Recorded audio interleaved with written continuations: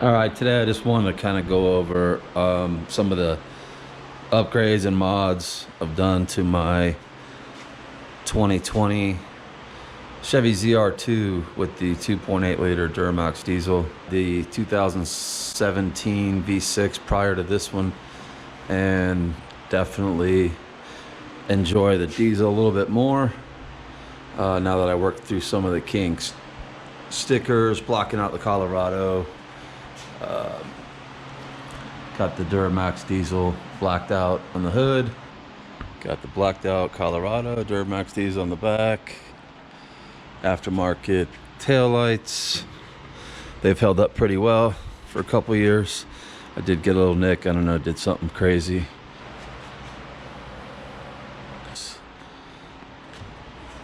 Got to support the 2A, of course. So, got this little booger right there. Freaking rock flew up about, I don't know, it's probably doing 90, maybe even 100 on I-80. Rock flew up. I tried to put some glass resin in there. Was gonna change it out. We're in the middle of summer. It's hot as balls, 100 degrees, triple digits, no rain. This is a lifesaver. This is the this tent on here. So this is the tent that's it's like infrared, really high quality tent. Back windows are extremely dark, but it keeps the truck really cool. Got like a Molly panel from PTAC Gear, just keeping, you know, some chem lights, medical kit, tourniquet, odds and ends, knives, you know, just mostly medical stuff, but things you don't think about that you may need one day. Machete, little hatchet. This is a hardwire for my winch if I need to hardwire it. Keep a lot of recovery gear underneath there. Now, I did do some red LEDs. Guess when you're in the Navy, some of you have been in the Navy know what darkened ship is. It just, for me, red's kind of more of a low light. But I did put whites in here if I have to turn them on manual. Got some little Molly panels here on the driver and passenger side. Datin metal fab Molly panels. You know, I like to throw totes and stuff and different things in the bed of the truck or for moving something. It's nice to have all these tie down points. Pull out, and between those and the stocks, there's plenty of tie downs here in the back. Got like a tail bed cover, you can see scratched up moving things. Mountain hatch, slippery when wet. I did have initially when I installed this, it was in the winter, and these little bolts that screw down in and replace the factory ones, they come with a washer. They hold it pretty good. I've had a couple snap, lost the original washer here. I had to put another little one in. You use it as a cutting board, stuff like that. So it's been pretty nice. These are diode dynamics, ditch lights. I keep the yellow covers. Couple more inside mod. These are magnets. Concealed carrying. I don't want to have it when I'm driving long distances. Jab me in the side, the crotch, whatever. This very strong. I've had a firearm on this off-roading, and the sights on it. I love the sights. I do have a P30 with a 4-inch barrel that sometimes I'll carry, but this is my go-to. It's really not much bigger than the 4-inch, but you know, there's bumps. I mean, you're not moving that anywhere, so a lot of times I'll just keep it there. Even a heavy 45 will stay on there with no problems, even hitting bumps off-road. I've never had a pistol fall off of there. Just an extra place to keep it when I'm traveling. Lost one of my shackles going through a snowstorm going to Colorado. Whiteout, nasty. Factor 55 Fairlink, and that's the X2O. I don't know if you can see it in there. The X2O 10,000 pound winch. Funny, I've had this thing 2 years. I think I've used it once or twice, but it's always nice to have if you need it. All right, let's talk about the Duramax 2.8 liter Duramax diesel. All right, first I want to start off by saying definitely a mod that's worth it. The S&B filter, as you can see, mine's not too bad. Been going through some dust lately, but it's got the clear plastic on the top. Kind of keep an eye on it. Also got an auxiliary scoop, so you're pulling in air from both up here and back in here. Sometimes you can hear it in the cab. It's a little loud, but I definitely think it's worth the money on the S&B filter. I've had one on the V6, had one on the diesel, and I do like them. Now let's talk about the AFE Power turbo tubes. Okay, first off, I bought them a while back before I did anything to this motor. As you can see, that clamp right there comes with the AFE. The boot, you can see the boots are better made than the stock. Have had no problems, zero problems with the low side, not at all.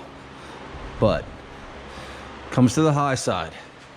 Now, I don't know if you can see where it goes down to the turbo. I actually had to take the AFE boot, which was better built, off and put the stock boot on because it was a little too short. When I first put them on, I blew the turbo tube there once, maybe twice. I double band it with some better bands. But here is the issue.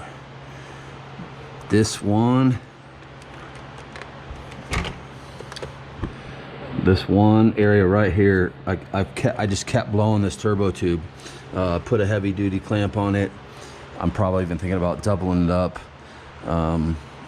If you're gonna get these tubes, do yourself a favor, buy some good quality clamps. Lucky for me, I was a few weeks ago traveling down the highway. Like, it was really hot. I guess you get oil, a little bit of oil in there, and it makes it really slick. Blew the turbo tube off, and my nice expensive clamp fell down, but luckily the skid plate caught it. I didn't have any spares on me at the time. So just turning over 33,000 miles. These are the stock Goodyear Wrangler Duratrax. They've held up pretty good. Truck drove all the way from Florida to Utah, and it's been in some snowstorms, did some off-roading. Not a lot. I don't do a lot of off-roading. Plan on taking some trips once this summer, getting closer to fall, cools down a little bit. But these things about had it. So I have some new ones on order, but I ordered a little bit bigger. These are 265, 65 17s. I went ahead, I did a ready lift 1.25" leveling kit, because I mean, these stock, when they come stock, they got a rake to them, so they do rake forward. This kind of just levels the truck nicely, gives you a little bit more room here. Lift 1.25". You obviously gonna change the angles of the CV axles, so these are gonna look closer to stock because I did do a peak suspension diff drop. Now, they don't tell you a lot about this diff drop, but I can tell you one thing. There's 3 bolts, and it's a pain in the ass. You do got to remove the skid plates. Let's see if I can see in there. but they're just like 1-inch spacers that drop the diff, take some of that angle off the CV axles. I don't want to go through CV axles, and I'm not gonna go ahead and fork out the money for a BDS at this time. Maybe down the road, we'll see how that goes. Everything costs way too much. Another thing, when you do the 1.25" ready lift, or you do the leveling kit, any kind of leveling kit, so you can see the angle of my CV axle now. It's pretty close to stock with the 1-inch differential drop. Now, when you drop the diff, this is one of the bolts right here that you got a nut up here, 22 millimeter.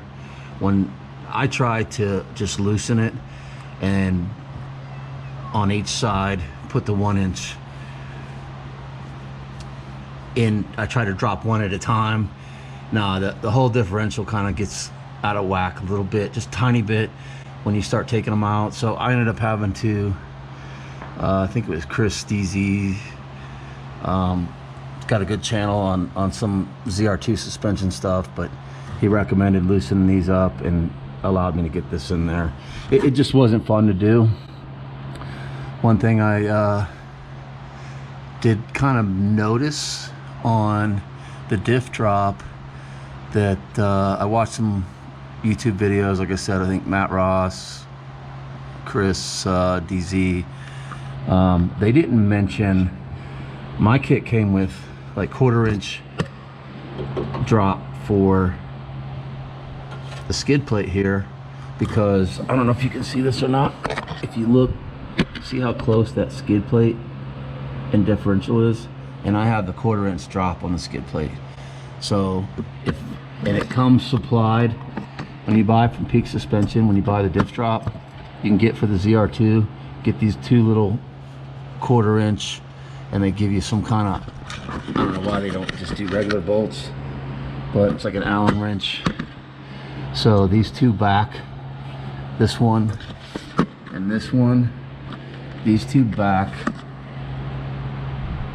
bolts that are factory, kind of replace them with these, so your skid plate is not pressing up on your differential. So I thought that was kind of interesting. I didn't notice it in any other videos, but obviously it makes sense to not have your skid plate resting on your diff. So that is the ready lift kit that I put, 1.25 leveling kit. I would recommend that for anybody that has a ZR2, just to level the truck. So you got a little bit more clearance, approach angle clearance, which is nice. If you're gonna do a ready lift kit on the ZR2, saved all the old parts here. These are the factory bump stops that come with the truck. And if you can see here, they just literally just pop out with a little screwdriver hammer. They just sit up in there like this. But you can see that's the stock. And when you raise the front 1.25 inches, I went ahead and replaced these bump stops, because see how far it is there now. These are a little bit better quality. I don't know, these seem to be like a harder, these are a little bit more softer. I don't know, I just know they come down a little farther because you did raise the truck. So I put them on both sides. Now I ordered those off of Amazon, and stupid me didn't pay attention when I ordered them, and I only ordered one, think it was coming to come with 2, but that's genuine parts, GM. And there is the part number. So make sure you order 2. I had to turn around. Luckily Amazon ships fast, so I think they're like 20 bucks a piece. You know, they say you can go with a 1.25 inch leveling kit. They say you can go get away with obviously 265/70 R17s, but even 275/70 17s without doing any trimming up in here. And my thing is to keep it as pretty much close to stock as possible. but I think the leveling kit definitely makes the truck look a little better instead of that rake. That's just me. I spend a lot of time highways around here, you know, 80-mile-an-hour speed limits. That's a suggestion. So this diesel, now that I've fixed the emissions problem that I had, she loves to run at 80, 90, you know, just a little over 2,000 RPMs. That's her sweet spot, man. She'll get it. So I want to kind of keep, you know, good tires on here that are quiet on the road, but yet when I go for the weekends or take a trail, take a trip, I want to have the capability and push her a little bit.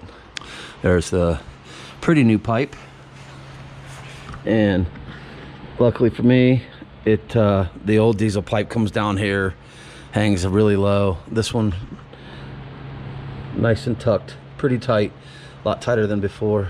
Those are the original, I think 589 shock skid protectors that I ordered for my V6. I just transferred them over here, so them things are 3-4 years old, but they're if you go off-road, they're definitely a must. As you can see, I've hit some things there, but protects those expensive shocks. I do notice sometimes a little rattle against this thing. Might have to do something with that. Extremely happy with the diesel version of this. All right, now we're gonna do a quick startup so you guys can hear the idle on the diesel exhaust here. This is the upgraded diesel exhaust.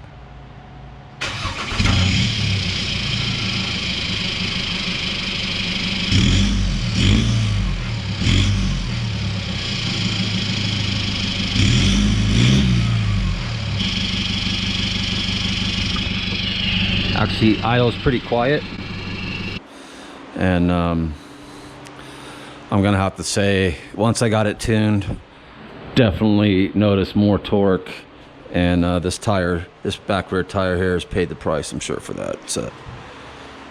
So that's kind of where I'm at with my 2020 Colorado ZR2.